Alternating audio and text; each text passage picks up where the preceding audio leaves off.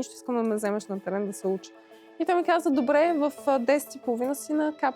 С радост. Аз продължавам да вярвам, че ти нямаш няколко кости в тялото си, защото не знам, не ми се струва много възможно всичко, което прави. Като за финал на... Успехът е борба. Здравейте, скъпи приятели и почитатели на българските кино и театър! Вие гледате Time to Spot. Подкастът, който ви запознава с личните истории на успеха на редица утвърдени лица, както от киното, така и от театралната сцена. Имам удоволствието днес да имам много специален гост тук. Тя започва да се черви вече. Да, вече. Много ми е специална, защото ми е и много близък приятел още от университетските години. Изключително вдъхновяващ, талантлив танцор, хореограф и каскадьор. На гости ми е Алекс Драгова. Много те обичам. Ние, както винаги, черно и бяло. То си ни върви от така. университета сме така, двата характера.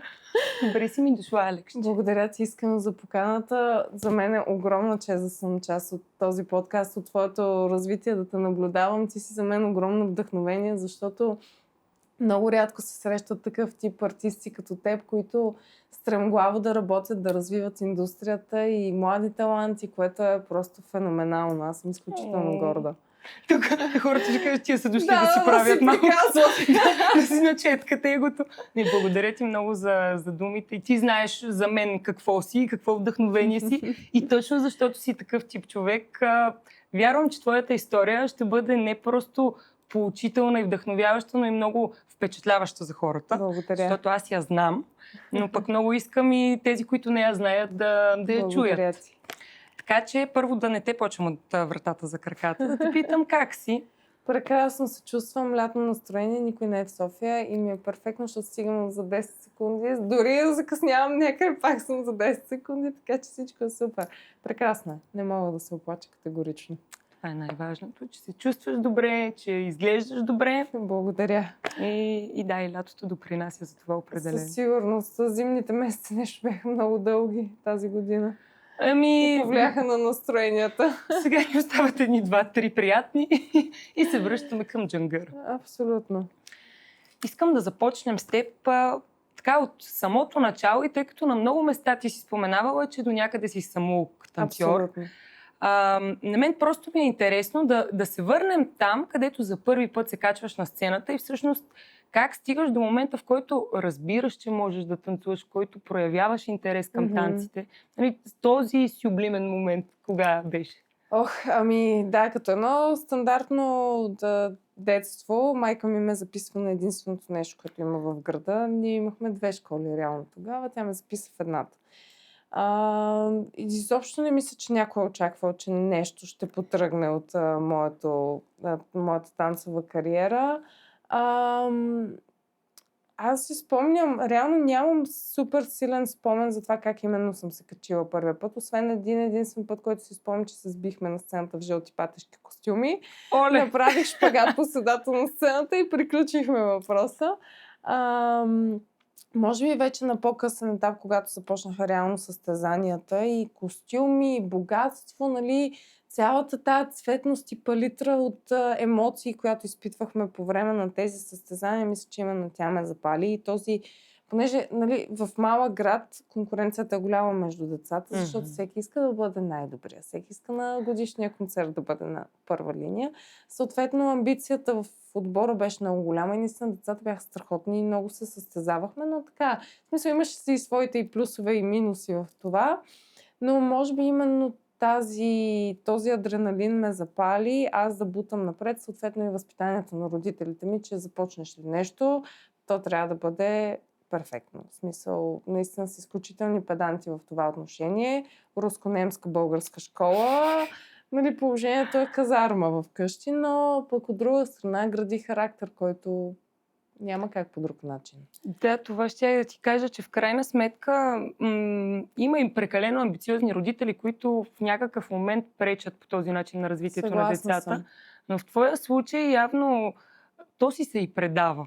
Знаеш ли къде е разликата, може би? Защото има родители, които живеят техните тяхното детство и техните неизживени мечти чрез През децата. децата, да. И това реално създава проблем, докато моите родители, те винаги са имали собствен живот, собствена идея за това какво искат да правят и как да се развиват и съответно оставяха на децата си, на мен и на сестра ми, ние да се развиваме в аспекти, в които сме си избрали сами. Съответно тя е инженер, аз съм в креативната страна. Нали, много голяма разлика, но пък и двете сме бутали, нали, в сфери, които нямат нищо общо и съответно като родителите не живеят през теб, е огромна разлика. Остава подкрепата в крайна сметка. И да, и си права, че като ти си намерил твоето, пък имаш тази педантичност, която те вкара все пак в някаква рамка, с която ти да дърпаш напред, се получава много успешна комбинация. Благодаря. Аз виждам сходна възпитание при теб. Ние за това и винаги сме имали и общи теми на разговор, нали, чисто по развитие на творческия ни процес. Било много сходно, въпреки че, нали, сме и в една сфера, и в много различни нали, места.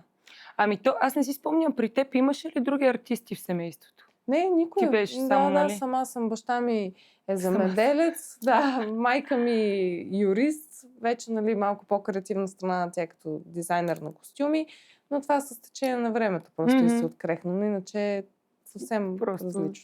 Ти се пръкваш така от нищото. Един талант. Да има черна овца в семейството. Напротив, ти си най-бялата, най-отпред. Добре. Ти да го покриеш малко, пък аз да си покрия другите работи. Добре, смяташ ли, че когато си самоук, това много си го мислех вчера, докато подготвях въпросите, и ми стана интересно, дали когато си самоук талант, не се ражда нещо по-гениално, защото ти не си моделиран и всъщност не си вкаран в някаква рамка още от първите ти стъпки в танца? Има го и това и е един огромен проблем в българската танцова индустрия. Той не е само тук. Глобално този проблем е, че ръководителите в школите по принцип налагат много силна именно тази рамка, която ти каза, върху децата. Те не разрешават децата да пътуват, да се обучават, да търсят своето развитие, нали, особено в провинцията. Нали? В София са малко по-открехнати, но в провинцията просто там да не ми открадне някой таланта. Нали? Малко е такова. И съответно, понеже аз съм имала много проблеми заради този ми характер, че аз искам да се развивам. Нали? Категорично не съм била любимка и, нали, съм имала и от едната на втората, на петата школа и са ме и гонили. Нали? Смисъл било е малко така. И съм и тръгвала винаги първа. Нали? Майка ми ме е бутала в това. Независимо от това какво ми налагат, аз да търся своето развитие. Без значение дали е правилно или грешно. Нали, човек се учи от грешките си, така че сам по-добре да си намериш пътя. И този проблем реално с тези ограничения възпират децата да имат желание след 12-ти клас да продължат, защото те спират да виждат отвъд школата колко е голям света реално. И така че да, в смисъл аз пак съм била в школа, но не съм имала. Тя е била за кавър отгоре. Тя беше за социалното ми развитие. По-скоро, защото всяко дете има нужда да общува с други деца, да се сблъска с тази реалност, нали? Така че по-скоро да, социално развитие и градене на характер, отколкото професионално развитие в школата. А в какъв стил е била тая школа? В какъв стил танци тогава се казваше танцово шоу или модерен балет. Това е комерциалния вид на балета с малко повече акробатика, читалищно ниво тип, така да го наречем. Вече, нали, в последствие прерасна към съвременен танц, нали, контемпорари, както го наричам. Но тогава си беше жълтите патета, които се бият на сцената и правят шпагат за финал. Абсолютно. Добре, как стигаш до момента, в който на 14 години ти вече преподаваш танци? Там беше лесно вече, защото аз в София, аз от малко започнах да пътувам много. И в София се запознах с феноменални хореографи, чужденци. Тогава имаше фондация Петър Илиев Art Foundation, мисля, че беше цялото име, не съм сигурна, ще объркам, които правиха невероятни летни и пролетни танцови интензивни лагери. Те викаха преподаватели от чужбина в рамките на седмица, 2-3, които обучаваха децата и в последствие ги пращаха или с стипендии в чужбина, или някакъв тип друго развитие. И тогава се запознах с Кристиан фон Хауърд, който е за мен един от хората, който ми даде именно това какво е танца, и именно това какво аз да търся като артист в едно движение, в една история. И така започнах наистина вече усърдно да работя в тази сфера. И съответно това подобри моята състезателна кариера. И така с лека по лека започнах наистина да се изразявам като индивидуален хореограф. Хората го откриха и започнах да пътувам. На една школа пробвах, на втора и така.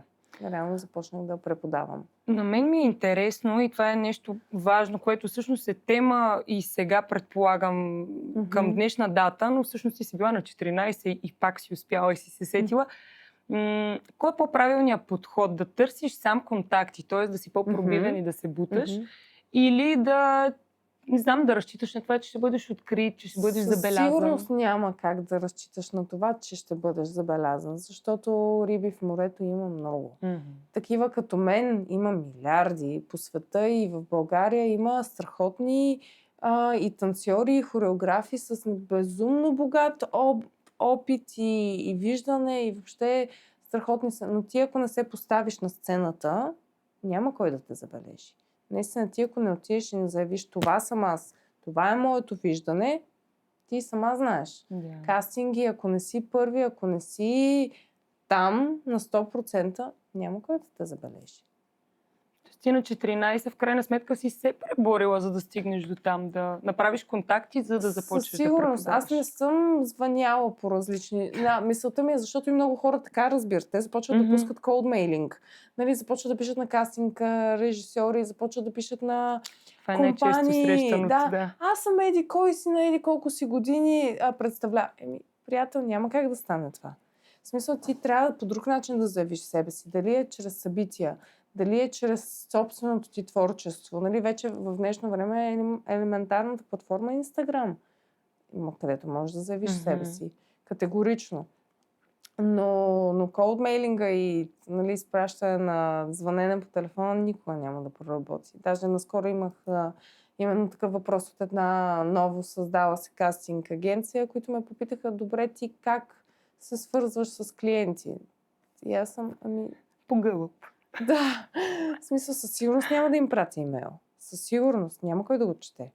В смисъл, дори да го прочетеш първите 3 реда, колко често вие като агенция отваряте имейли и сте такива, това защото го е написал съм на 100% ин. Че ще го взема. Или предпочитате да видите човека на живо. Истината е, че, не знам, ти знаеш, че аз и в модна агенция съм работила. Когато някой ми е прекалено настъпателен, именно да ме облъчва с имейли или подписане в Инстаграм, Фейсбук и са някакви дълги есета, в които той разказва как е израснал, колко му е дълго бедрото. Това нещо мен ме отблъсква. Абсолютно. И може чисто визуално много да ме е привлякал човека и да си кажа, този човек става. Обаче това нещо, по принцип, мисля, че отблъсква доста. Точно този cold mailing, поне в моето, нали, всеки има различен път, но моето виждане на тези неща е именно това. Не, то по-скоро през присъствие, през енергия, особено в твоята сфера, дори не виждам как... Айде при моделството, ти можеш и по снимки, там е важно да си фотогеничен. Submission, нали, малко е по-различно, но пак ти ако нямаш живи контакти и не общуваш с хората и не съществуваш по събития и не се презентираш, няма кой да започне ти, защото ти портфолио трябва да градиш от някъде.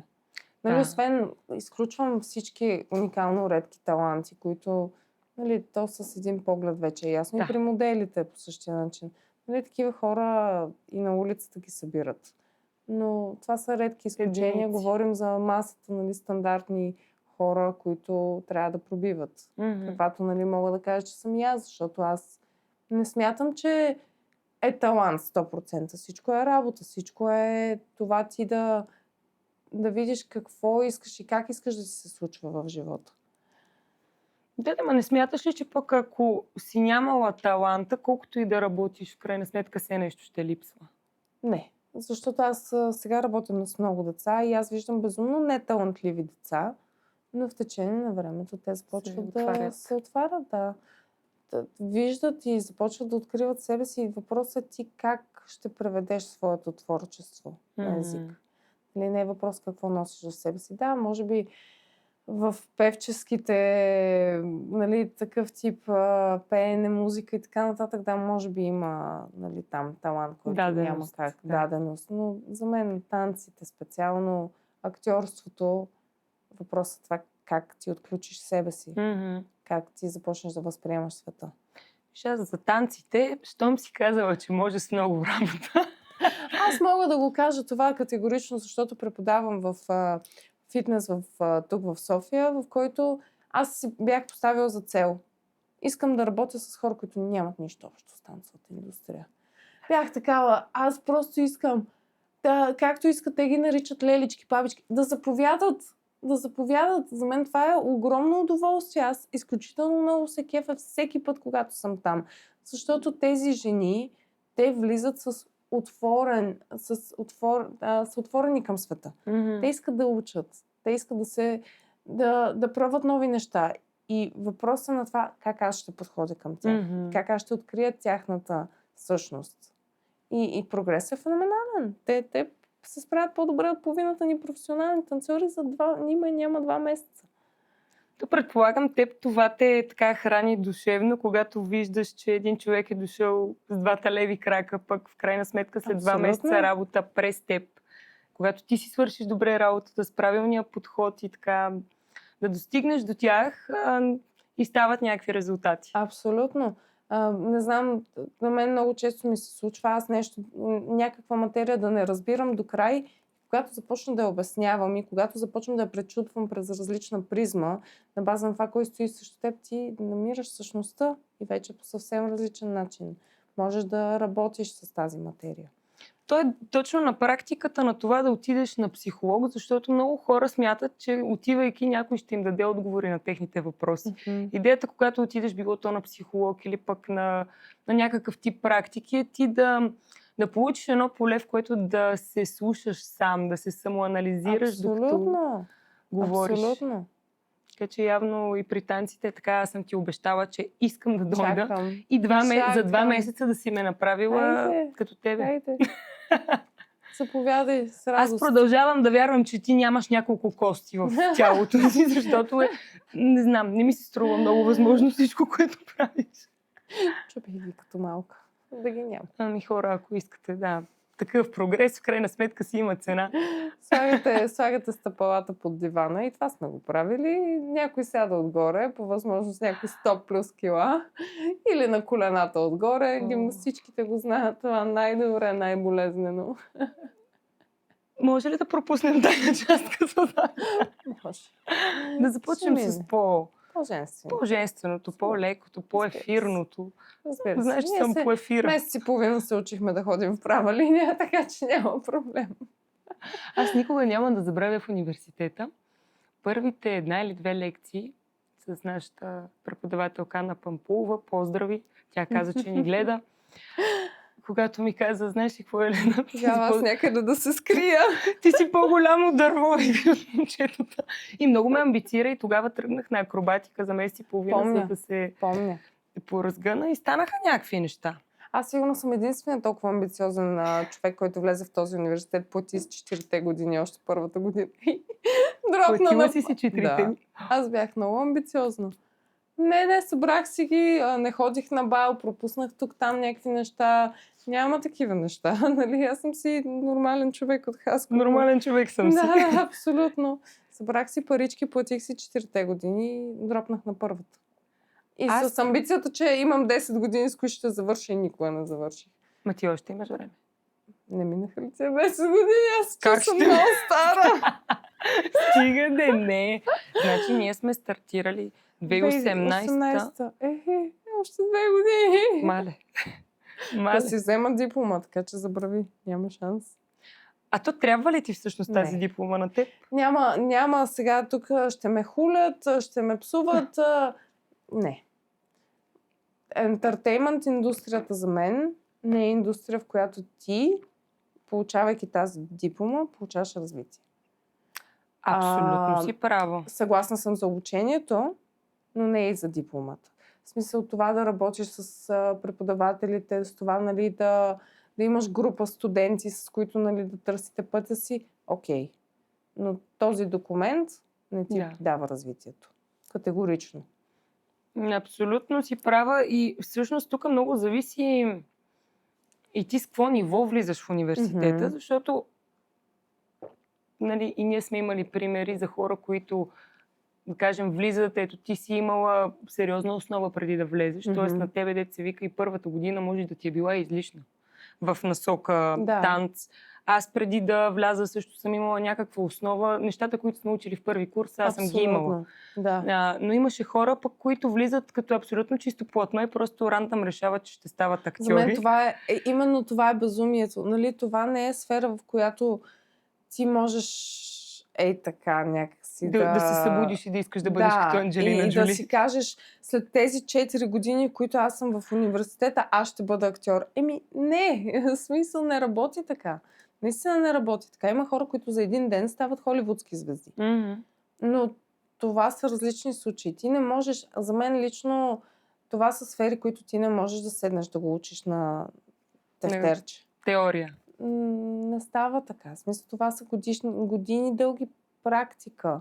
Години, в които ти опознаваш себе си, опознаваш творчеството си. Нали? Това не е нещо, което можеш да учиш в университет. За мен лично. Мгм. Нали, пак казвам, това няма нищо общо с останалите професии, нали, медицина и така нататък. Това е съвсем различно. Нали? Там естествено. Ти ако нямаш образование, с къде си тръгнал. Нали? Но това според мен е сфера, която практиката, това, което те пречупва. Напълно съм съгласна. И ти всъщност, да, беше само първата година. Аз бях първата и до средата на втората, реално, когато и то, после нали, ни беше хвана COVID. Точно. Да, и аз след това вече, а и за мен университета в България като цяло и образованието, нали, в тази сфера е доста грешно разбрано, защото ние не можем да влизаме актьори и танцори в едно и да се очакват едни и същи. За мен беше безумие, аз да трябва да говоря. Ти сама знаеш. Аз си Какво спомням. беше там с някаква лисица и гарга, трябваше да казвам някакви звуци. Не. Не ти беше... Аз тия думи никога няма да ти ги забравя, че ти просто тогава се заяви и каза, вижте какво, аз се изразявам и комуникирам през тялото, през движението, през движенческата култура. Не искам да говоря, което не, че не можеш, но просто не е твоето. Не. Защо трябва да се бутам, както каза, ставам Анджелина Джоли, като то няма да стане. Смисъл, аз не го искам вътрешно.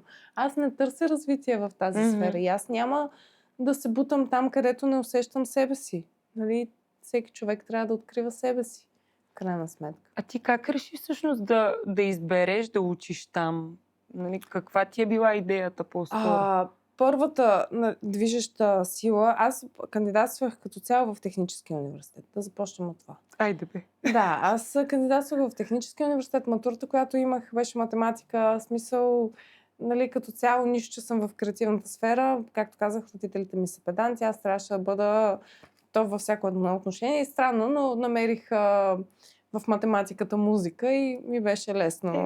Да, нали, така се смята като цяло. И кандидатствах в техническия. И вече в последствие, когато трябваше да избирам университет, аз избрах все пак изкуството. Надвис за мен изобщо не беше вариант. В смисъл, това изобщо не е подлежало на коментар. Ние сме го коментирали. Да. Нали, за надвис там са специални хора, всеки си знае къде да влиза. Аз не съм от тези хора. Там са специални хора. Уважение към всичките ни колеги, но аз не съм такъв човек, който би вирел в надвис под каквато и да е форма. Подготвил съм немалко студенти за влизане в надвис, чисто, нали, танцовално, разбира се.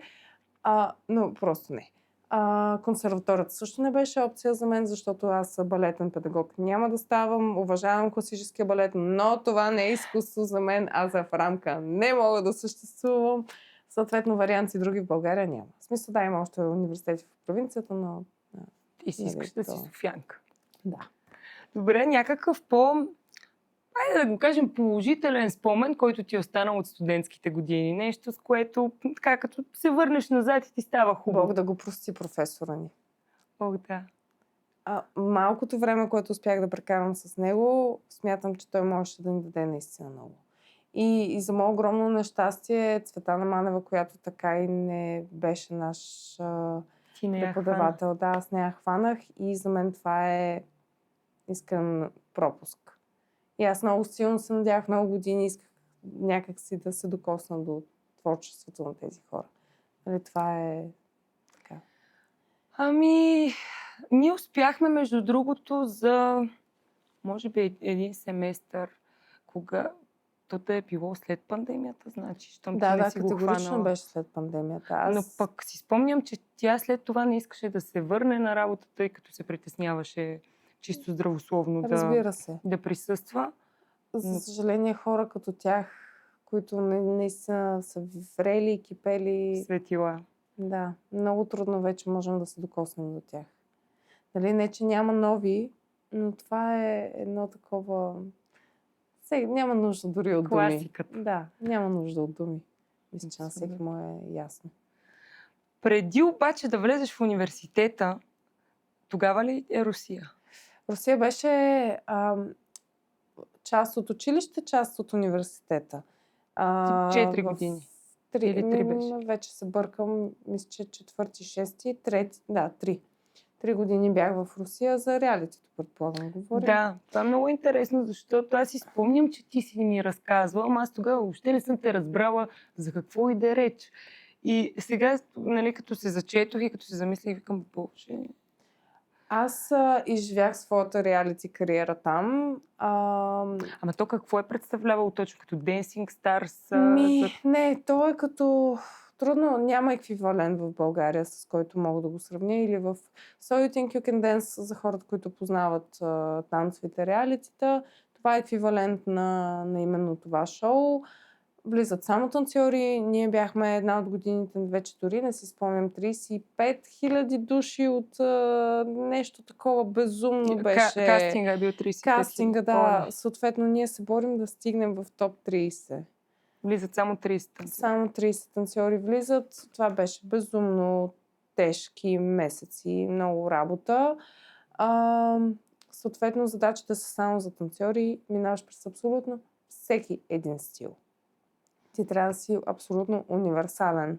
А работиш с ментор? По отбор или е? В началото не е по отбор, индивидуално на състезанието. Имаш ментор, но това е на по-късен етап вече. В самото състезание мисля, че от топ 50 започват да влизат менторите под някаква форма, където ние заминаваме за един месец обучение. Тези ментори са на групи, с различни групи хора работят. Малко е завъртяно е цялото нещо, но е изключително интересно и въобще и за зрителите е много интересно. Нали, не само за участниците. Много... Да, защото вие влизате и наистина работите. И те наистина ви дават развитие след това. И те наистина тази телевизия веднъж влязла там, ти си готов. В смисъл, веднъж пробил този път, край. Аз виждам приятелите ми, които останаха там. Те се развиват прекрасно. Всеки един от тях има я студио, я кемп, я по филми. В смисъл, всеки си намери своето, защото ние сме наистина наши хора. Ние сме 30 души от 30 хиляди. Нали, смисъл... Стабилна цетка. Много, много тежка цетка. И наистина смея да твърдя, че там даже не е толкова таланта, колкото характер. Е това, което те бута до края. Защото ти трябва да издържиш ни 20-часови смени на ден, в които тялото ти е меко казано изтощено. 20 часа репетирате на ден? Да, ние ставаме, не ни даваха да ядем тогава, аз няма да го забравя това. Ти си била в игри на волята направо. Да, ето такова кюфтенце с малко доматено пюре и това е за целия ден. Защото те бяха категорични, че ние трябва да сме в една форма на руска школа, че трябва да изглеждаме перфектно. А сили откъде? Оправяй се. Търси си ги. Търси си ги, стой там на слънце в почивките и се храни. Искаш. Абсолютно. Но това беше една школа, която аз няма как да забравя. И със своите плюсове, и със своите минуси. Но влизайки в топ 30, те ми дадоха договора и аз категорично тропнах с крак и казах, че аз не желая. Защото когато влезем в топ 30, нали, една малка пикантерия от кухнята, ти дават право на избор. Искаш ли да продължаваш до топ 1 или си даваш край тук. И аз отказах да продължа, защото те ме обвързваха с 5-годишен договор, в който аз бях задължена да остана да работя за тях, да живея в Русия. Социалните мрежи, всичко беше под техен контрол. Да. Което аз си казах, не. Нали, аз не го искам това, защото не знам живота какво може да ми даде.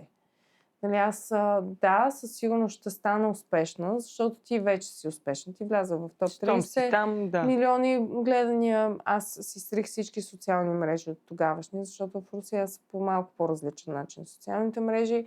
Изтрих си всички социални мрежи, разкарах всички последователи, които имах, защото аз не исках да живея този живот. Да, не исках да го... В Русия искам да се върна много, нали, липсва ми, но не исках да живея този живот.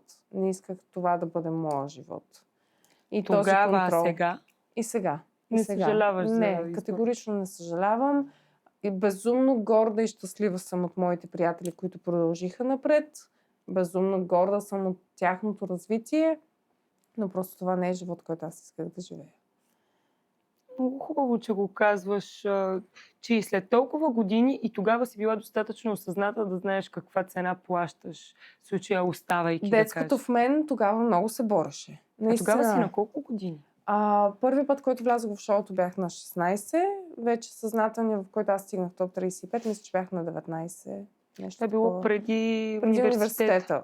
Може и да се бъркам с годините, но мисля, че беше нещо такова. След това ме поканиха още веднъж, който вече формата беше малко по-различен. Нямаше общо с това. Така че там беше вече пиар, малко стратегия.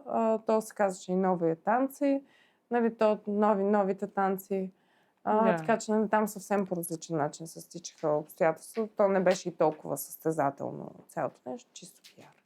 Чисто пиар. Това е малко като сега игри на волята, което трябва да се случва, което се говори от 1000 години. All Stars. Да. Горе-долу същата схема, където кой влиза да стане първи? Никой, нали? Всички влизат за пиара и за това да си доразвиеш това, което не си успял да развиеш и да кажеш това, което не си успял да кажеш.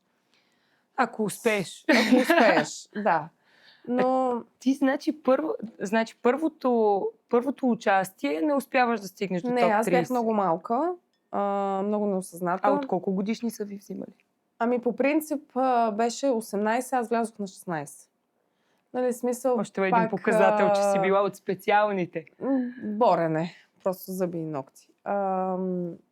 Но аз тогава не бях готова. И слава на Бога, че не ми се случиха нещата тогава, защото аз нито щях да имам умствения капацитет и въобще цялата психически да го издържа, нито щях да направя нещо за живота си и най-вероятно щях да взема грешното решение и да остана.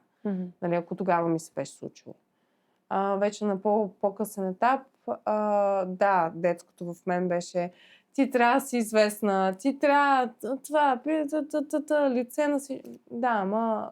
Разума надделя. Разума и родителите ми, разбира се. Нали. Баща ми почина, когато бях малка, вече нали, на по-късен етап майка ми. Нали, се грижеше за цялото мое психическо здраве, защото тя е най-близкият човек до мен.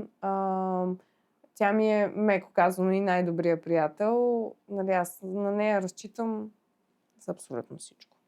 Нали, решенията си ги взимам и с нея, защото понякога човек влиза в един цикъл, който не вижда какво му се случва отстрани. Искрено просто ти не виждаш. Ти влизаш в един порочен цикъл, в който хората, влиянието на хората, мнението, нали, не ти позволява ти да видиш ситуацията отстрани. И аз смея да твърдя, че въпреки, че тя ми е майка, е така страничен наблюдател. По-ясно, бистро решение. Да, има го това, защото тя все пак и не е от танцовата индустрия и някак си няма толкова чувствителност към нещата, които се случват. И умее да ми каже, тя нали няма да ме накара да взема това решение, но ще ми каже, виж какво. Нали, това и това и това, погледни го от друга перспектива. Нали, може би не е момента, може би това не са хората. Нали, помисли го. Тя е изключително силно интуитивна и много това влияе също.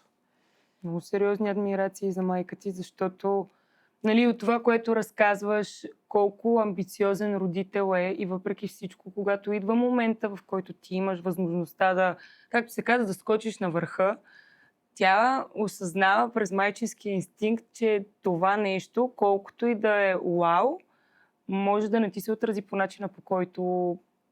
Слава на Бога, съм родена в такова семейство, нали, защото има деца, които нямат късмета или родителите им нещо се случва много с тях, или, нали, в смисъл всеки се ражда със своя късмет. Мога да смея да твърдя, че аз съм се родила на правилното място с правилните хора. Избрала си правилните родители. Си правилните родители, съответно те мен. Така че, нали, това е нещо, което съм облагодетелствана и освен да бъда благодарна за семейството, в което съм расла, не мога да кажа друго. Абсолютно. Защото наистина виждам и с деца, с които аз работя, че просто не всяко дете има този късмет. И, нали, вече там е момента, ако имаш късмета да намериш преподавател или човек, който да те води, или ако имаш късмета да успееш да пробудиш своя характер. Нали, да пребориш тази действителност, която имаш, нали, за да... Което е по-трудно, ако нямаш, да кажем, или родител, който да ти е някаква фигура като модел, или пък преподавател, сам с характер от дете. Факт, но тогава може би се раждат именно тези... Може би това е гениално там. Да, тези са 1 на милион. Наистина. Да. И на тях не им трябва cold mailing, и на тях не им трябва submission. Ти го виждаш, ти знаеш, че това е човек, който... Особено в индустрията. То е присъствие, то е много усещане. Абсолютно. Затова и на тебе съм ти казала, не само защото сме приятели. Просто винаги в теб е имало нещо. В момента, в който ти стъпиш, може да има още 5000 човека, които да са много талантливи, да изглеждат много добре, да са много красиви. Обаче просто имаш един много различен тип енергия, който много внушаваш, много респектираш начина, по който се движиш. И за това, както сме си говорили, ако ходя аз някъде на танци, това е при теб. Аз по-ниско не мога да падна. Благодаря. Това е, ако аз по същия начин, моето мнение за теб важи по същия начин в твоята индустрия. Нали, просто сме си намерили своето и знаем как да работим с тази енергия. Ти знаеш, ти си малко на друго ниво човек. Знаеш и сама как да лавираш с енергията си, как и кога е правилно да я използваш. Защото аз, особено напоследък, аз се виждам, аз не желая да бъда нито център на вниманието, нито ако мога да седна най-отзад и да си бъда спокойна и да мога да попия от това, което имам нужда и да взема от това, което имам нужда, ще ми е най-добре. Ти винаги си била така сякаш.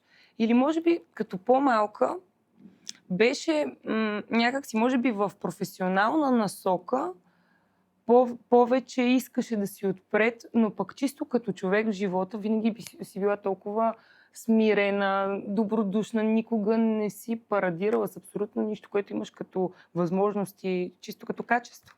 Ами аз обичам хората и обичам да работя с хората. И за мен ти, показвайки се, не си печелиш приятели. Не си печелиш с хора, с които да седнеш и да комуникираш и те да ти дадат техния мироглед. Защото за мен това е най-ценното и това ти дава именно това богатство. Ти да се градиш и като творческа натура след това. Защото аз ако не дам на човека от среща да ми каже неговото виждане, аз по такъв начин ще се обогатя. Абсолютно. Аз ще си стоя в своя балон и ще си смятам, че съм най-великата на света и няма да имам развитие. За мен житейския път на другите хора и начинът, по който те усещат и виждат света, това, което на теб би могло да ти даде. Ти не е задължително да живееш. В никакъв случай, нали, не казвам, че трябва да живееш по техните, нали, по техния стандарт или да изпълняваш, но трябва да разбереш защо този човек е избрал да живее така. И защо той прави тези избори, защо той работи по този начин. Нали, това за мен е много важно. Съгласна съм и се сетих за една много хубава поговорка, която моя рейки учител в Индия ми каза по повод това да знаеш кога и как да се показваш и къде да се заявяваш. Той казваше: бъдете като картофа, а не като мангото.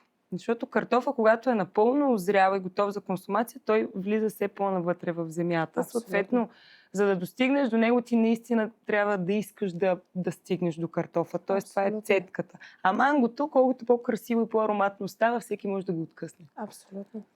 Абсолютен факт. Това е много, много вярно. Истина. И ти винаги си била на този принцип. Ами, да, в крайна сметка аз и във всяка една друга сфера, в която съм работила, аз не държа да съм най-красивото, не държа да бъда визията. За мен е важно процеса. Нали, особено това и състезанията са ме научили. Да, ти ще вземеш този медал, сега няма какво си кривим душата, всеки е бил на състезание, за да вземе медал. Иска го. Нали, сега деца, които ми обясняват или родители, ама ние не сме тук за... Напротив. Точно За това си. за това сте. В смисъл, не се кривете и не си измисляйте реалност, която не е. Но в течение на времето започваш да оценяваш пътя. Нали, то по-скоро това е, че ти всеки влиза с идеята за медал. Въпросът е кой достига до истината, че пътя е по-важния. Защото сега, примерно, виждам децата, с които работя, че той има милиарди състезания. То стана абсолютна боза. Те конкурси имат само и само за да вземат медалите. И точно това оценяване на пътя вече при тях е много трудно. Защото те отиват на състезания, за да вземат медал. Те отиват, за да може да се похвалят във Фейсбук и да се напише статия в провинциалната школа за това, че и те се сърдят. И аз като съдия на тези конкурси, те ми задават въпроси, добре, защо?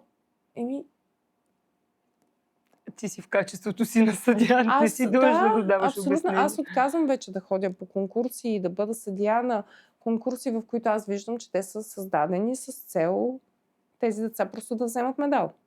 Аз директно отказвам. В смисъл, въобще дори не си правя и труда да пътувам до там или да стоя и да го гледам. В смисъл, за мен това е безумие. А как според тебе може, знам ли, да се запази изкуството на танца, някак си по-автентично и въобще хората наистина да искат да са в процеса и да им е важен процес, а не толкова финалния резултат, било то като дете медала или пък вече като пораснал човек, това да си в някой видеоклип или въобще да си популярен. Ами, той е много грешно разбирането, защото в секундата, в която има състезание по танци, хората започват, ама то вие, нали, ще се обявявате като изкуство, пък всъщност, нали, го играете спорт и така нататък, има оценка.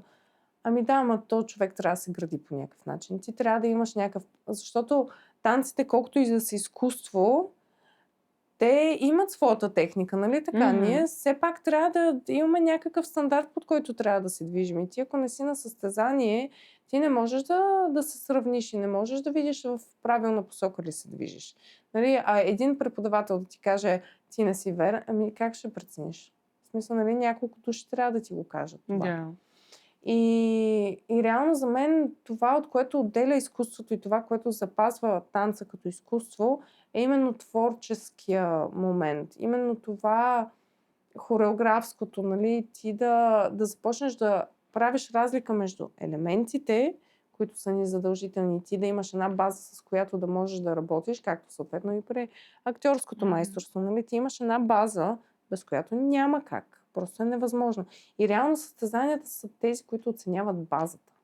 Не оценяват творческата ти натура. И не оценяват, защото ти най-малкото отиваш под шапката на един друг хореограф. Ти не изтесяваш себе си. Да. Съответно, хората трябва да започнат да правят разлика между това, че ние оценяваме на състезание базата и началото на това. И вече оттам нататък как ти ще изградиш това изкуство, зависи изцяло от теб. Си е твоята работа вече. Да, и как ти ще го запазиш, отново е твоя работа. Нали, съответно, аз смея да твърдя, че именно за това и не избрах ролята си на педагог, а избрах ролята на хореограф. Защото аз не смятам, че съм добър педагог, аз не смятам, че мога да давам база. Нали, можеш да доразвиваш. Аз мога да откривам свят и аз мога да пречупвам човека пред себе си, той да умее да показва себе си. Нали, това е много тънката разлика от това да бъдеш добър преподавател и добър хореограф. Защото аз не смятам, че нали, за мен има феноменални танцори, както има феноменални изпълнители, феноменални хореографи и феноменални педагози. Това са три различни неща и всеки човек трябва да открие своето в тази индустрия. Къде ще се намира? Да, не мога аз да се правя на преподавател, когато не съм. Нали? И съответно обратното. Преподаватели, които умеят да ти кажат как да си държиш ръката, да се правят на хореографии, не работи. Те ще ти преподадат, те ще ти поставят хореографски базата. И това ще се превърне в посредствено изпълнение на сцената. Нали, няма да бъде...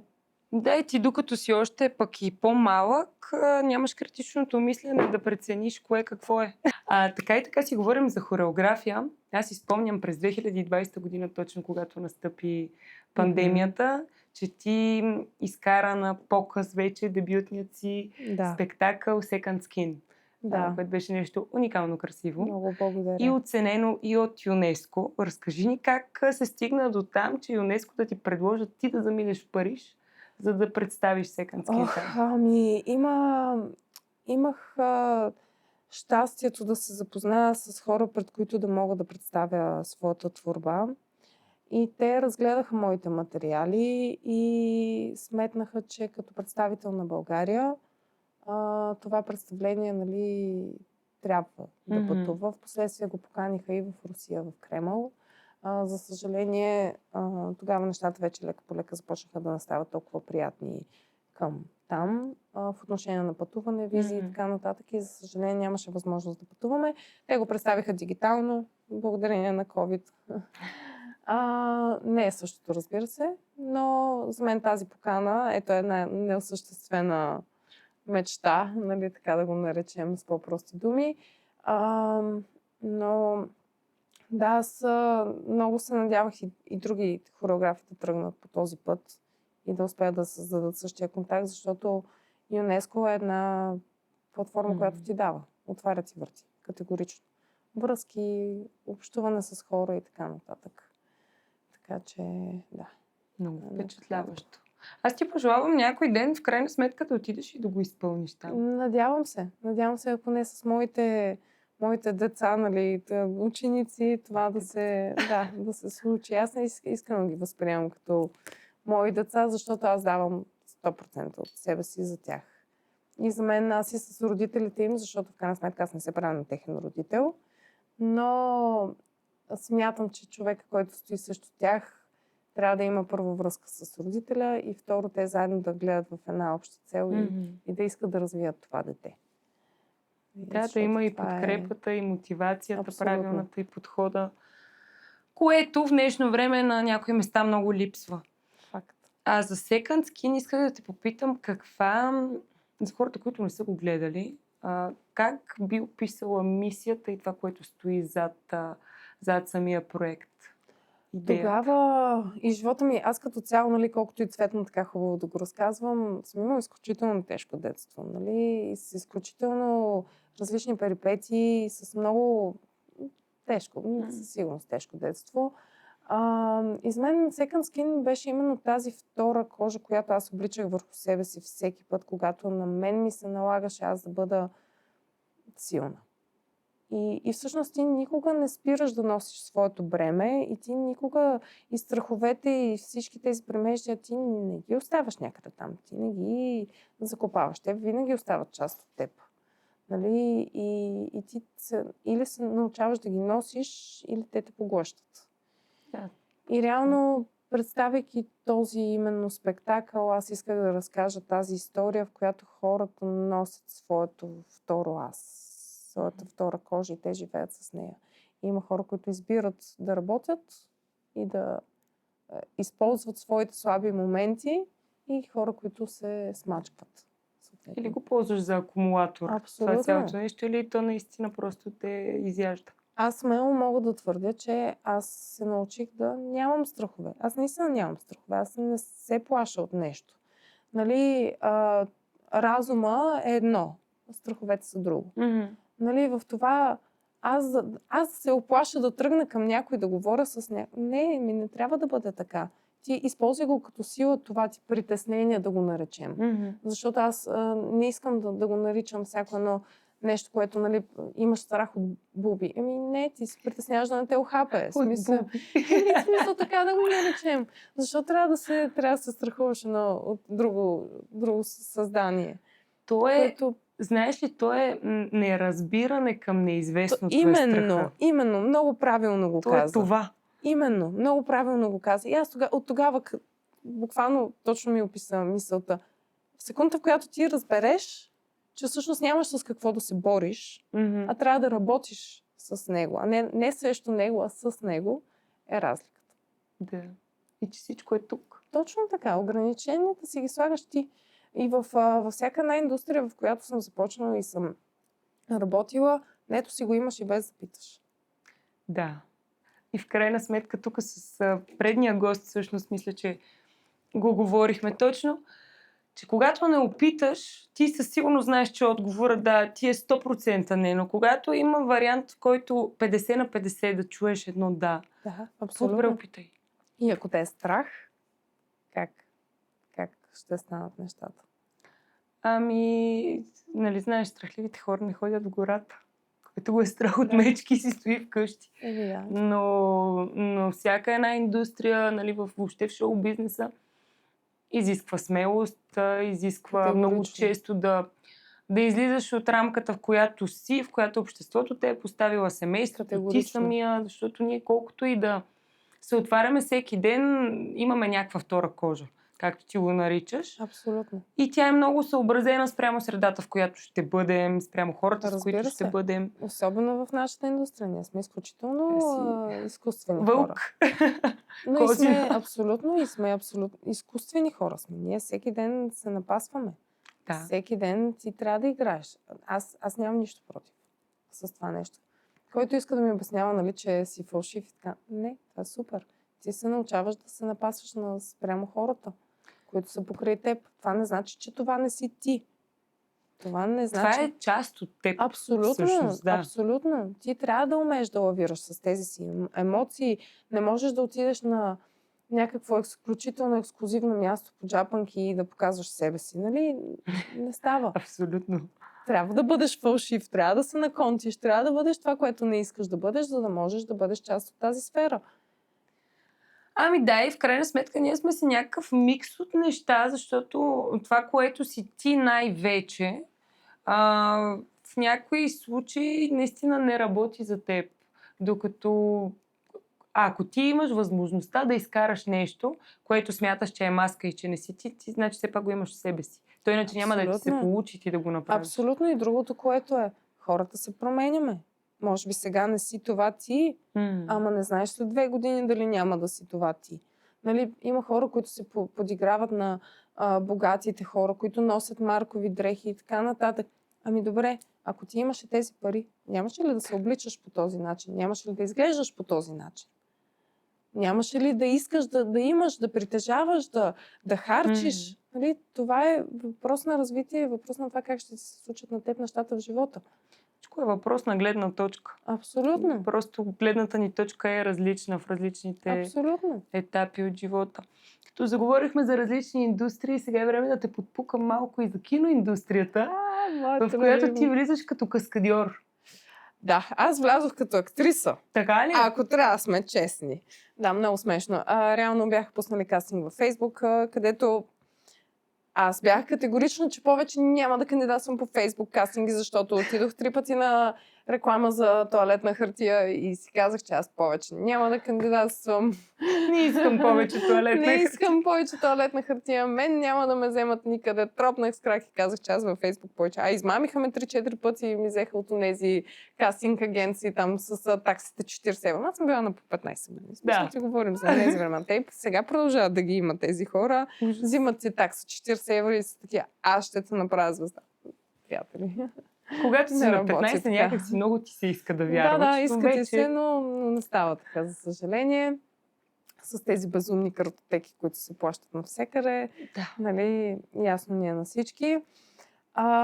И аз видях една реклама, т.е. обява, извинявам се, във Фейсбук, която търсеха акробати. И търсеха танцори, акробати и актьори. Нещо такова беше, не си спомням. Аз отидох на кастинг. Кастинга беше наполовина движенчески, наполовина актьорски. Имаше 6-7 кръга на този кастинг. Беше нещо безумно. Просто им чуш, че от 80 пъти отидох до киноцентъра. И аз до последно бях убедена, че търсят масовка. В смисъл, аз наистина бях 100% не вярваш ли, че е роля? Не, изобщо не вярвах, че е роля. До последно мислих, че е масовка, докато не ми тропнаха договора на масата и ми казаха, ми ти всъщност си номер еди кой си в листата на мейнкаст. И аз съм така, окей. Окей, аз дори не разбирах какво значи това, не можех да си го преведа, трябваше да си го превеждам, нали, буквално. Аз нямах никаква представа от киноиндустрия. Мен ме завъртя. Там просто ме завъртя. Там просто ме взе, сграбчи ме, така ме хвана и седи ме до максимум, уби ме и ме изплю.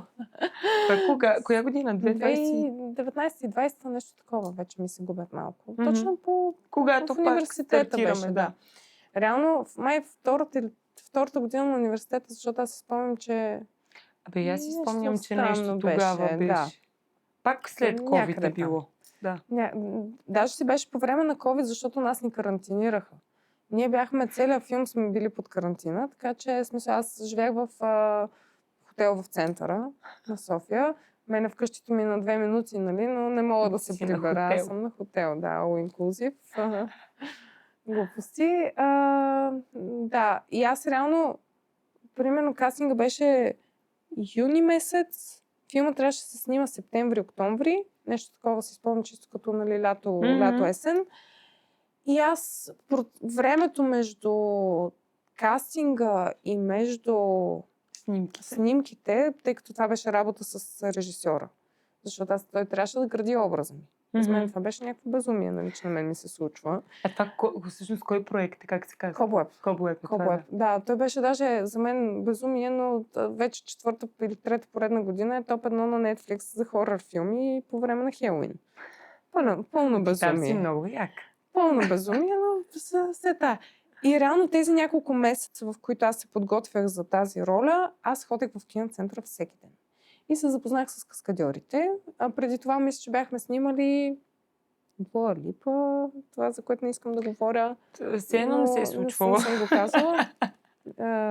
Да.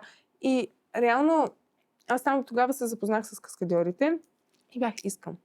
Аз трябва да вляза в тази индустрия. В смисъл, край, това е моето. Нали? Аз съм човек на адреналин, на мен трябва да ми се случват неща. Това е, нали? И аз се запознах с тях и имах щастието, едно от момчетата там, искам да си кажа, давай, бутаме с този човек. И той ме представи, той ми подаде ръка и ме представи на много хора като хореограф. И реално погледнато, аз естествено, нали, не казвам, той каза тя хореограф и нещата да се случат, нали, аз съм градила портфолио вече 10 години, нали, аз имам една камара информация зад гърба си, нали, в която можех да докажа, нали, че да, аз съм.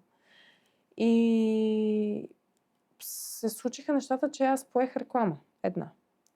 И оттам започнах да поемам втора. И те започнаха да се случват нещата, нали, всичко естествено с кастинги, защото особено преди, за да влезеш в проект, пак, дали си департамент грим, дали си департамент хореография, имаш кастинг. Тоест ти влизаш в проекти на реклама, пак в смисъл влизаш като хореограф, а не да участваш като точно така. Аз не исках. Аз и по принцип сега не обичам да съм пред камера, колкото и да странно, нали, ми се налага да публикувам неща, аз не обичам. За мен процесът истински и сладичкото е зад камера, въпреки че егото така и това да си посна снимчица искам. Но все пак, нали, предпочитам процеса зад камера. Тогава започнах да навлизам в рекламната индустрия, оттам филми и така нещата започнаха да се случват. Но беше супер естествено. Нали, не съм имала изключително много разочарования и кастинги, на които не съм ме взели. Нали, това не значи, че нещата... Как се справяш с разочарования? Супер! Почвам да се супер, идеално е. Мен това ми влияе много мотивиращо и съм такава... добре, значи трябва да подобря нещо, нали? Почвам да дира какво е това нещо, което трябва да подобря. Примерно знам, че в портфолиото ми липсват комерциални продукции. Хубаво отивам, снимам комерциална продукция, почвам да си градя нещата. Няма проблем. Търсиш къде е пукнатината и отиваш и лепиш. С крак направо, директно. Много хубаво. Трябва да се работи. В смисъл не мога да чакаш да ти паднат нещата от небето.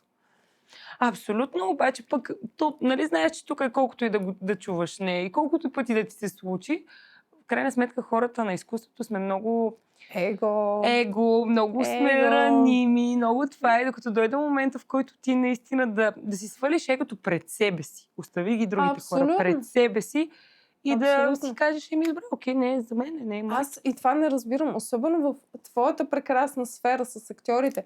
Добре да снимам реклама за бира. Защо? Как ще взема 20 кила момиче и няма да взема дебелия чичко, който си пие бирата?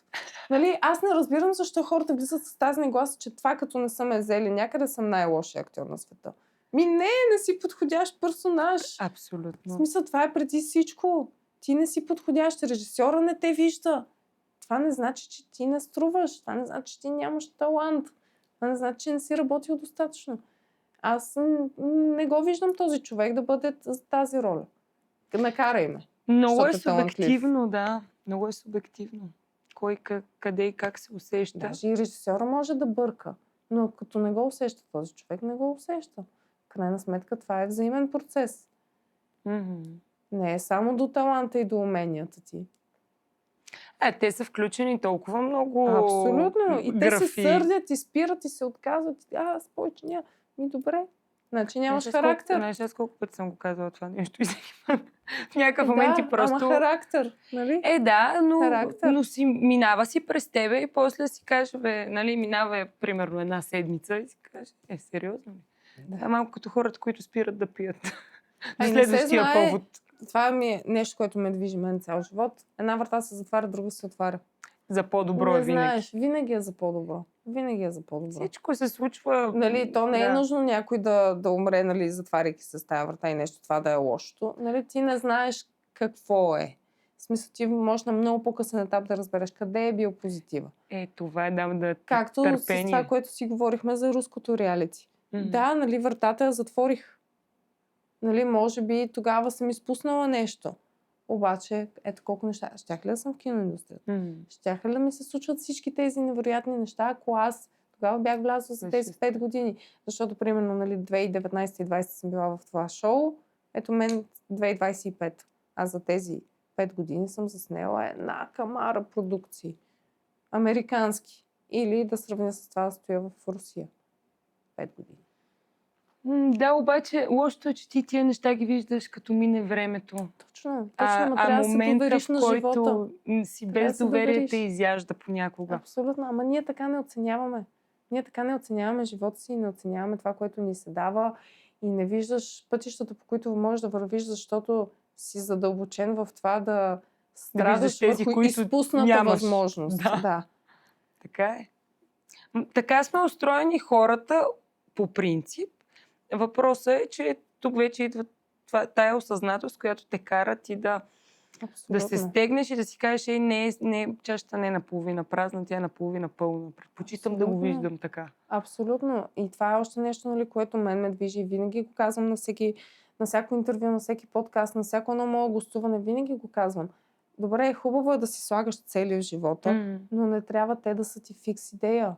Защото ти като си конска паци и виждаш само тази чаша пред себе си, другите възможности, другите хора, с които можеш да се запознаеш. Слагаш си ти за цел, че искаш да работиш с този режисьор, а всъщност не знаеш колко други врати може да се отворят. Да, и чакат, но ти не ги забелязваш. Да, абсолютно. За това е идеята да се наслаждаваш и на живота, и на процеса, и на всичко, което ти се случва. Трябва да има баланс. Сама знаеш, трябва да има баланс. Не може само работа, трябва и почивка. Не може само почивка, трябва и да се побачка малко. Значи този съвет искам да си го вземеш. Не може само работа. Трябва и почивка. Аз си почивам на работа, но и мога ли да си гледам дрежките и да си купувам дрежки на работа. Всичко е супер. Ти щом така. А как се зареждаш по принцип, да кажем, отвъд работата, в малкото свободно време, което имаш? Какво обичаш да правиш извън работата? Аз обичам да общувам с хора, но обичам и да бъда сама със себе си. Искрено. Аз имам семейство, имам мъж до себе си, но за мен това ти да имаш своето време е изключително важно. Преди, когато нямах половинка, пътувах. Събирах си нещата и това е смисъл. Яркото ми пътуване е едно пътуване до Йордания. в което аз се събудих на 1 януари сутринта, след безумно тежка нощ от събития, което трябваше да организирам. Аз не съм празнувала много години последните 15 години, така че не мога да кажа. Ужас, да. Като бях дете, погащи гледах заряда, нали, защото си го слагаш костюма. Нали, като пораснах, бях с ръкавиците цялата в, нали, в нещо си там. Нали, в което съм правила, дали като хореограф, дали като стънт и така нататък. И се събудих тази сутрин на 1 януари, в 7 часа сутринта след такива покорени очи и си казах, край, купувам си билет. И скупих билет за Йордания. И останах 5 дни там сама. И бях такава, това е смисъл. Ето, просто спрямо моя период, различен от живота си, имам различни начини да се зареждам. А сега, примерно, да пътуваш с половинката. Той не обича да пътува. Намерих си майстора. Намерих си майстора. Той ненавижда да лети и съответно Освен да се съберем заедно да пътуваме, аз друго не мога да ти предложа. Знаеш нужда? Хайде, купуваме си билети за някъде и всичко е супер. Ще водя в Индия. Айде, мен ме баннаха оттам, така че съжалявам, не мога да пътувам. Не е за пред камера. Документи. И аз, между другото, бях след първото ми ходене година и половина. Да. Заради просрочена виза. При мен, още преди да излетя, просто грешно подадени документи от компания, с която трябваше да пътувам. И да, мене ми, ти знаеш, аз съм ти, доднала съм ти на главата милиарди пъти, колко много обичам индийската култура. И накрая една седмица преди да пътувам, просто То пак, че не си била там, да се случи нещо. Абсолютно. Че после няма измъкване. Ще те намери Индия. Тя от тия държави, да които... ти кажа, последно време май няма май това. не. Вече не е моето, да. Нещо ми се живее по-луксозно. Започнала си да го раздаваш на големо. Да. Леко. Ето, почивам си, имаме дом на язовир Искър. Ако можем да си прекарваме време, да мога да сготвя, да можем да си седнем, да гледаме водата, да си пуснем филмче. Въобще е далеч от лукса. Естествено, шегувам се. Симпъл. Много. Да мога наистина храна, хубава храна, продукти, да седнеш, да направиш, да искаш да угодиш на някой. Мен това ме зарежда. Искрено. Ти каква домакиня си била? Охо, много тежка. Много тежка. Много е хубаво, че освен отвъд работата успяваш да... Много обичам. Да обръщаш внимание. Те са взаимосвързани неща. Аз обичам, както ти казах, ще го кажа за силно 70 път, обичам хората и обичам да се грижа за хората. Съответно, домакинската работа е както грижа за семейството ти, така и за дома ти, така и за самия себе си. Да, аз бих казала, че първо започва от теб самия, за да можеш ти от някъде да разлееш от тая вода, която имаш в чуждите чаши. Защото ако ти не можеш себе си. И това е така, защото двете неща са свързани. И ти ако малко не превъзмогнеш, защото то си е кофти работа си. Смисъл да обслужваш хората, нали, дори така погледнато, нали, защото това си е обслужване. Нали? Ти се раздаваш. Но ти ако го, както и с останалите неща, ако го пречупиш и го гледаш по друга гледна точка, вече не е това да трябва да изчистя, това да трябва, това. Не. Ти се грижиш за себе си, за дома ти, за комфорта ти. Нали, а като се прибереш в кочината, няма да ти е приятно. Няма да си отпочинал. Нали, ще си гледаш мръсните дрехи и ще се чуеш, сега трябва да пусна перане. Сега, не казвам, че съм перфектна. Сега, ако влезеш вкъщи, ей така. Творчески хаос го наричаме. Човека, който не обича да пътува, той също е най-тежкото OCD на тема чистота. Аз, както съм хаос, е много трудно. Но баланс. Трябва си да има. Абсолютно. Както аз се научавам от него, така и той от мен. Това е идеята на връзката, да почерпите нещо, да си вземете каквото ви трябва за този живот. Абсолютно. Някой, от който според мен няма жена, която не иска да почерпи от него, а пък ти май доста си почерпила. От който е? Чувам, че си много близка с Микеле Морон. Да, верно е. Давай. Ние станахме приятели покрай филма, който снимахме. Чакай, че ми изкочи името от главата. Так му ще те питам. Subservience. Боже Господи, забравих го тотално.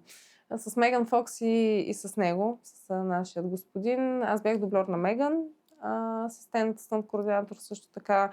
И дълги 3 месеца работа ние си станахме всички доста близки приятели. Оказва се, че аз не знаех. Въобще никога не съм знала, че той пише музика, че пее и така нататък. Заговорихме се, запознах се с менеджерите му. Нали, съответно, започнах да работя по неговите концерти. Тогава, нали, хореографирах. Да, някакво забавление, абсолютно. Той беше чил, такъв, идвам в България, давай да направим. Аз сега видях, че и той отново идва в България. Не сме се чували от доста време. Наистина смея да твърдя, че от едно известно време въобще не сме се чували, не поддържаме контакт. Видях, че идва в България, повод да се чуя с менеджерите отново, да видя на каква вълна са, как се и така нататък. Бяхме до Италия с мои танцори при него да гостуваме. И така, аз и моята асистентка бяхме. Наистина, готино. Много готино. Да, аз настръхвам.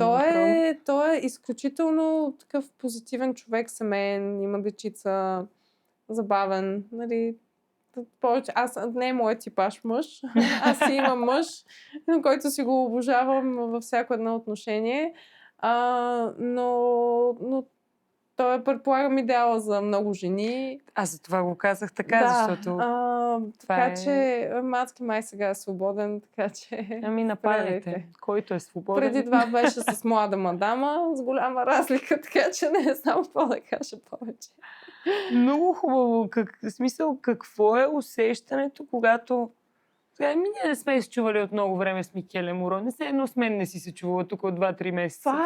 За мен това е най-голямата глупост на света. Хората да отделят известните личности от нормалните хора.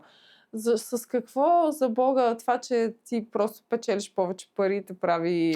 Не по-скоро от гледна точка на парите, а по-скоро статута. Това статута хората си го правят. В смисъл, обратно, те хората се дразнят. Те няма да си говорят с теб. Ти не можеш да си приятел с тях. Така.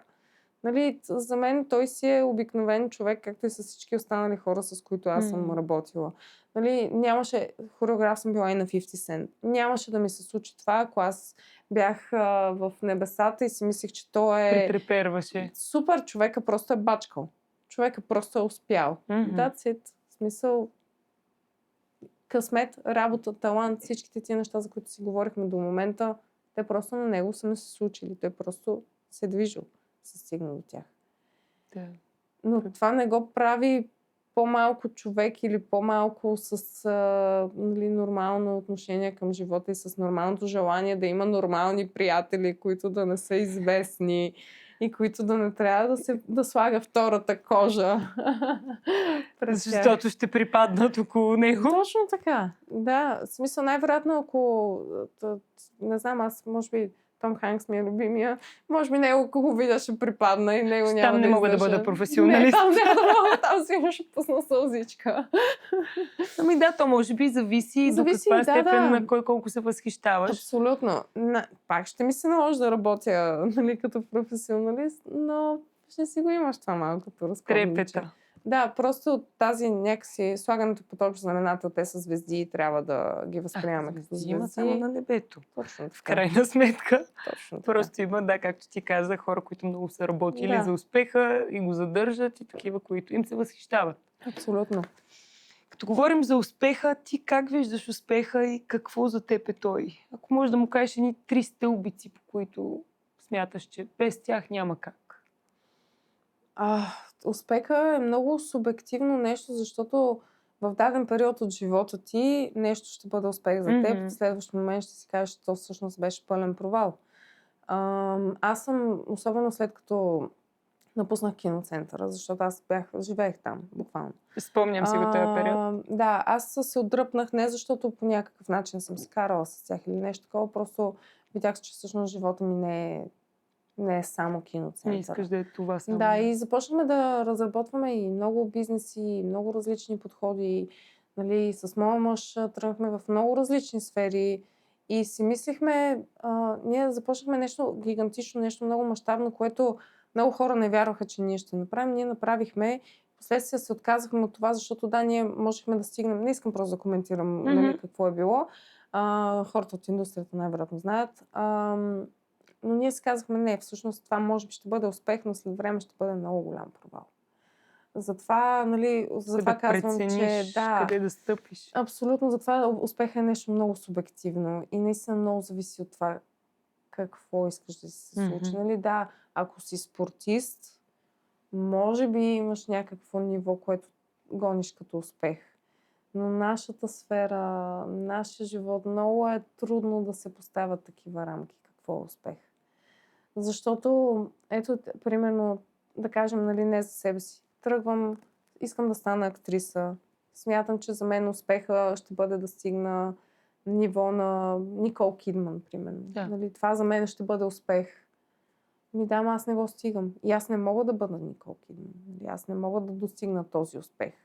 Да, но това значи ли, че съм се провалила в живота и че не съм успяла? Ето, пак е Много е перспектива. перспектива цялото нещо. Аз затова и не умея да кажа какво е успех. Аз по-скоро си го представях не да го измерим в въпрос на постижение, ами да кажем като усещане ти, кога се чувстваш успешна. Примерно, когато съм си свършил работата, когато Да, категорично. са ме разбрали хората, какво искам да кажа. Когато са ме разбрали, когато съм щастлива, когато дори въпреки нещастията в живота си, умея да намеря баланс. За мен това е успеха. Мгм.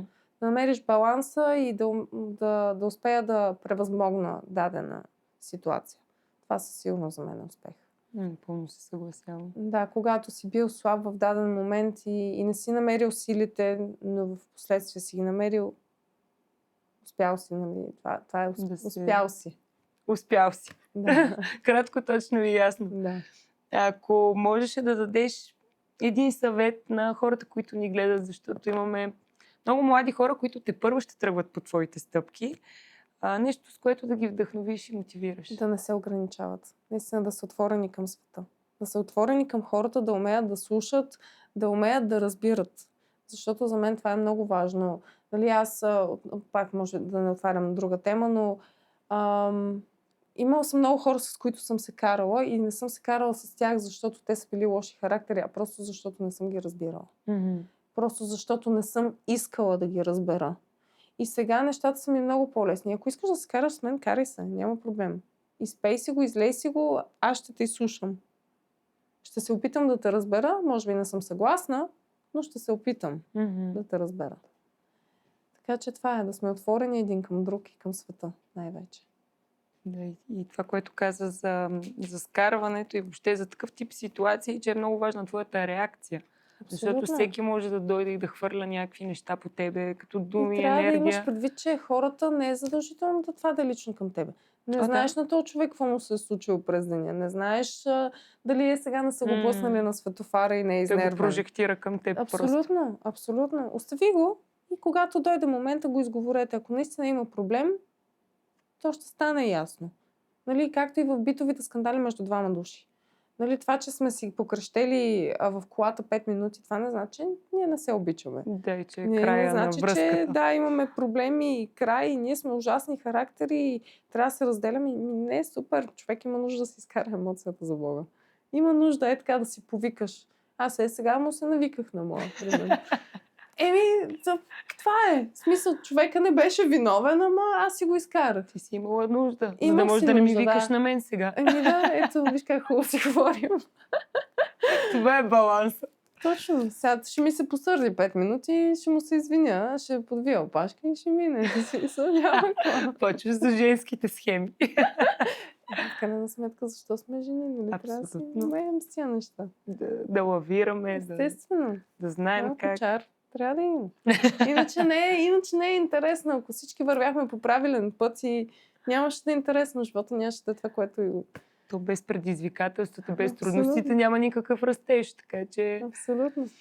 А сега от тук там какво ти предстои в близко време? Нещо, където можем примерно да те гледаме или пък нещо, което ще хореографираш? Аз дръпнах много, наистина дадох задна на танците, на киното, на всички тези неща. Тотален бойкот. За мен сега правим събития High Heels с мацките, кефа се. Да, във Варна сега имаме събития прекрасно, което ще се случи август месец, така че нали, и за начинаещи, и за напреднали ще е супер готино. Иначе в другия аспект аз смених индустрията, така че сега те първа опознавам Там където. къде мога да се изявя. Докато перформансите и тези неща, нали, те са рекламки, те се продължават. Аз трябва все пак да си държа. Започнах работа с най-готиното нещо на света, Razer FX. С всичките фойерверки, огньове, експлозиви, които могат да загледат по събития. Започнах работа с тях сутрин. Пътувахме, прибирахме се от едно събитие в Габрово, където аз бях като перформер. Пътувах с Иван, който е един от ръководителите на Razer. Пътувахме и аз му казах, искам да се уча. Това е в 4 часа сутринта сме тръгнали от Габрово и аз му казах, искам да се уча за миме на терен. Не ми трябват пари, не ми трябва нищо, искам да ме вземеш на терен да се уча. И той ми каза, добре, в 10:30 си на капките. И аз съм, добре. Или ние стигнахме в 7 сутринта в София, аз си скъпах и тръгнах за Арена Армеец. В смисъл, аз имам опит, естествено, преди това. Няма кой да ми даде така на своя глава, нали, да правя, естествено. Нали, имам опит някакъв къс. Все пак и работя в индустрията, нали, и аз съм от хората, които трябва да взимат и крадат и ходя, питам да постоянно. Видят. Така че, нали, не ме е взел така на своя глава, нали, естествено, че аз бях стажант там, нали, в смисъл, супер кеф. А сега вече си работиш? Ами да, ръбачкаме, като имаме време, в смисъл, като той има възможност да ме вземе на работа, в смисъл не съм ангажирана с фултайм или да ставам Mass FX гуру или нещо такова. Не, супер за кеф. Ако мога да им помогна на момчетата, нали, мен ми е кеф, аз се забавлявам, те са страхотни, дават ми супер много така енергия и ме обучават, което е супер, защото аз, нали, категорично не мога да кажа, че нещо мога да правя там, нали, смисъл да не тръгвам с някакви такива, сега хората ще кажат, пък на какво успех. Не, смисъл. Аз бях на едно събитие, на което там се засякохме. Искам да кажа, че ефектите бяха чудесни. Не знам кой ги е пускал, но много беше хубаво. Наистина, хората са страхотни и аз така да се отпусна с тях, нали, да... Наистина, аз не влязох за разлика от другите сфери, в които влизам с рогато напред, нали, с бутонките и амбицията. Не, искам да се уча. Искам просто да попивам. Не, каквото мога да ми дадат. Някакъв скрит пироман. Малко, да. Все пак и НДК взривихме и това, резиденцията на Байтошо взривихме и там с една кола и 30 минути заря. Така че... Интересни хобита си намираш ти, Алекс. Какво да ти кажа? Само не мога да шофирам. И до там ще стигнеш. Не, мерси. Между другото, това се сетих всъщност като каскадьор. Ти щом не шофираш, значи не... Коли, не само ги палиш. Само ги паля, да.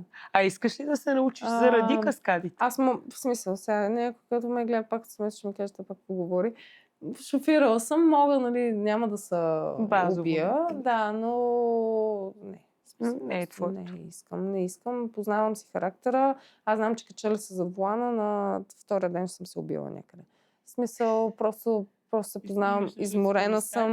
Изморена съм постоянно. Не мога да съм... Най-вече, даже не ме е толкова за мен, колкото за околните хора, защото това трябва да сме изключително внимателни. Особено в днешно време знам колко катастрофи стават постоянно.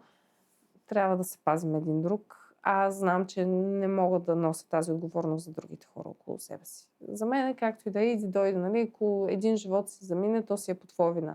Ама хората не са виновни. Знаеш, че ако всички шофьори, въобще хора мислеха като теб, ние щяхме да живеем в един много красив в камерите за скорости, които слагат. Не е въпросът е в съзнанието, защото колко хора ще мине през главата, примерно да се лиша аз от комфорта, да се возя, защото пък да дойда с метрото, като мога да се кача на колата, въпреки че съм на 2 часа сън и знам, че съм опасна и за себе си, и за околните. Абсолютно. Аз не мога да разбера. Живеем в град, в който транспортът за Бога толкова уреден. Аз също ползвам много градски транспорт. Може и шофьори да имам и какво. Защо? 5 минути ме. За какво трябва да седя в задръстването? Метрото, 2 спирки. Какъв е смисъл? Смисъл за някои хора е... Ще дойде. Така че надявам се наистина повече хора да са като теб. Понеже сме към финала, съм ти приготвила един блиц. Давай, стреляй ме. Той е кратичък. Давай, интуитивно, ако можеш по една думичка, като някой... Да, можеш. Да. Това ще е с 3 първото. Опиши се с 3 думи. Това може ли така? Това достатъчно. Добре. Със сигурност амбициозна, със сигурност неосъзната достатъчно и със сигурност хаос. Боже, не подозирах тия 3 думи да избереш. Но добре, приемат се. Щом така, както се чувстваш в момента, така. Импровизация или перфектна хореография? Импровизация. Не съм излизала на сцена с хореография от последните 15 години. Не мога да уча хореография. Ти като мене с текстовете. На мен дадеш ли ми текст и ме накараш да го казвам дума по дума? Творческа натура. Бяло петно. Дай ми да си говоря. Да. Добре, да водиш или да следваш? И тук те питам в аспект танцор-хореограф, кое ти е по-твоето? Да водя. Да водиш. Да И си в хореограф. живота. Е така. И в живота. Риск или сигурност? Риск. Любим филм?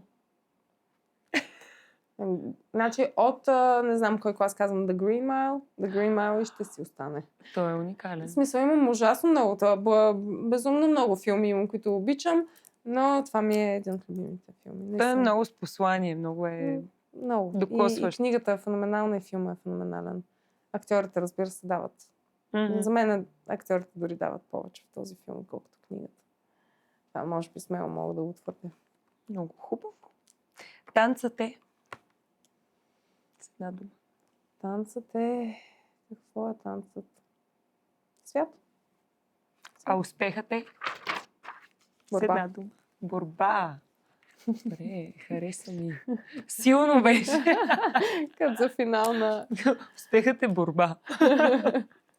Някои хора щастие. Какво си успехът борба? Какво малко ли си биеш главата в стената, за да постигнеш всеки Божи нещо? ден. Алекс, много ти благодаря за това гостуване. Аз съм изключително щастлива от нашия разговор.